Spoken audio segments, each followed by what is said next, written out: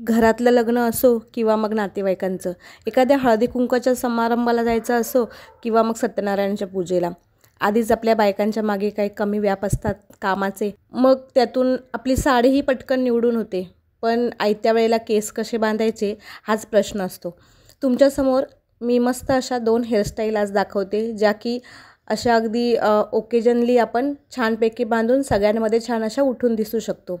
नमस्कार, मी मानसी आणि आजच्या व्हिडिओमध्ये सुंदर अशा 2 हेअरस्टाईल मी तुमच्यासमोर या व्हिडिओच्या माध्यमातून दाखवते. तर माझ्या मैत्रिणीला जायचं होतं हळदी कुंकवाच्या एक मोठ्या समारंभाला. तर ती म्हणाली मला जरा तयार करून दे. मग काय मी मस्त असे छान तिचे केस बांधले. तर इथे केस बांधताना बघा मी मध्ये पार्टिशन नाही केलं आहे, पण पार्टिशन करण्याचा जो मधला आपला भाग असतो ना, तिथून एका साईडला 4 फेरे आणि दुसऱ्या साईडला 4 फेरे असे या पद्धतीने आपण असे केस बांधायचे. आता हे मी दुसऱ्याचे बांधते, पण असे केस जर आपण सवय केली, स्वतःवर ट्राय केले, तर आपण आपण स्वतःही असे केस बांधू शकतो. ते माझ्याकडे ना मी तिच्या घरी गेलेली तिचे केस बांधायला, त्याच्यामुळे माझ्याकडे काय मी पिना वगैरे काही घेऊन गेली नव्हती आणि तिच्याकडे हे मोठे मोठे टिकटॉकवाले पिन होते, त्यामुळे मी हेच लावले. पण तुमच्याकडे जर बॉबी पिन असतील, जे छोटेवाले असतात, ते जर लावले तर ते जास्त दिसतही नाही आणि छान पाठून दिसायलाही छान दिसतं. तिच्याकडे ज्या गोष्टी अवेलेबल होत्या त्या गोष्टीत मी तिला तयार करून दिलं. पण बघा सुंदर अशी हेअरस्टाईल वाटते ही. मध्ये जो आपण भांग करतो ना, तो भांग न करता तिथून सुरुवात करायची आणि एक थोडे थोडे केस घ्यायचे. ह्या साईडला 4 फेरे होतील, दुसऱ्या साईडच्या 4 फेरे होतील, असे थोडे थोडे केस घ्यायचे आणि ते रोल करून मागे घ्यायचे. थोडासा त्याचा व्हॉल्यूमही आला पाहिजे, म्हणजे ते छान असे फुगीर दिसतील पुढच्या साईडने. आणि जर एखाद्या महिलेचे केस जास्त कर्ली असतील तर हेअरस्प्रेचा वापर करू शकता, किंवा मग तुमच्याकडे हेअरस्प्रे नसेल, सर्वसाधारण गृहिणींकडे हेअरस्प्रे वगैरे काही नसतो, मग अशा वेळेला ॲलोवेरा जेल वगैरे असं केसांना थोडंफार लावलं तर केसही छान फुडून मस्त सेट होतात. कारण आपण खोबऱ्याचं तेल वगैरे लावू शकत नाही, त्यामुळे आपले केस जास्त ऑइली दिसतात. ते मग तेलही आपल्या चेहऱ्यावर येतं आणि आपला चेहराही तेलकट होतो. मग ॲलोवेरा जेल किंवा मग आपलं बदामाचं तेल असतं, अशा गोष्टी वापरायचे जेणेकरून आपले केस छान असे सेट होतील. तर पाठीमागून मी आपला डोनट लावला आणि एक आंबोडा घातला आणि त्याच्यानंतर त्याला हेअर ॲक्सेसरीज लावली. अशी पहिली अशी मी सुंदर हेअरस्टाईल केली. आता आपण दुसरी हेअरस्टाईल बघूया. तर इथे माझ्या एका दुसऱ्या मैत्रिणीला जायचं होतं लग्नाला, तर तिचीही मी छान अशी हेअरस्टाईल केलेली, तर तीही तुमच्याबरोबर मी शेअर करते. तर लग्नाला जायचं होतं, पण तिच्याकडे वेळ नव्हता, तर ती म्हटली मला पटकन असं तयार करून केस बांधून द्या काहीतरी.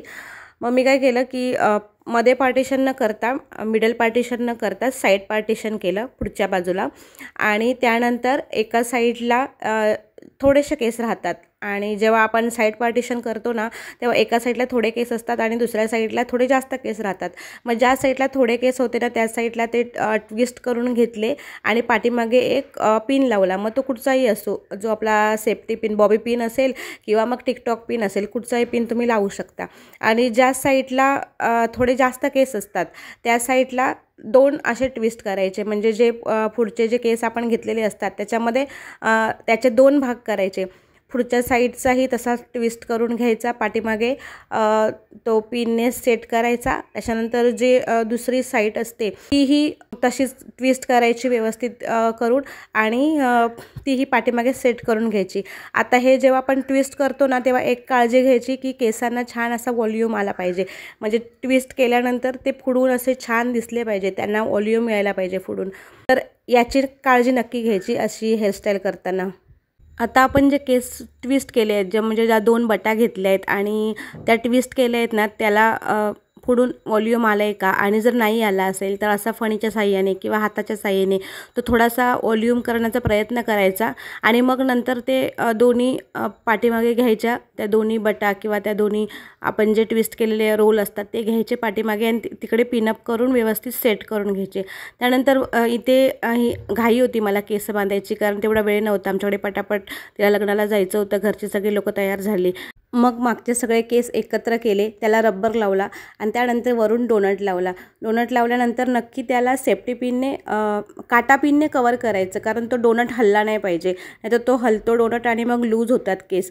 म्हणून जेव्हा आपण डोनट लावतो ना, तेव्हा ही टिप नक्की तुम्ही पण लक्षात ठेवा की ते काटा पिन लावून व्यवस्थित सेट करून घ्यायचे। त्याच्यानंतर जे साईडला राहिलेले दोन्ही साईडची केसं होती ती अशी दोन्ही साईडला फिरून घेतली। आता तुम्ही म्हणाली अशी त्याच साईडने का फिरवली, उलट्या साईडने का नाही फिरवली आहे, तर कारण त्याच्यावरती अजून एक मला हे हेअर एक्सेसरीज लावायचं होतं, त्याच्यामुळे ते काय दिसणार नव्हतं कुठल्याही साईडने फिरवलं तरी।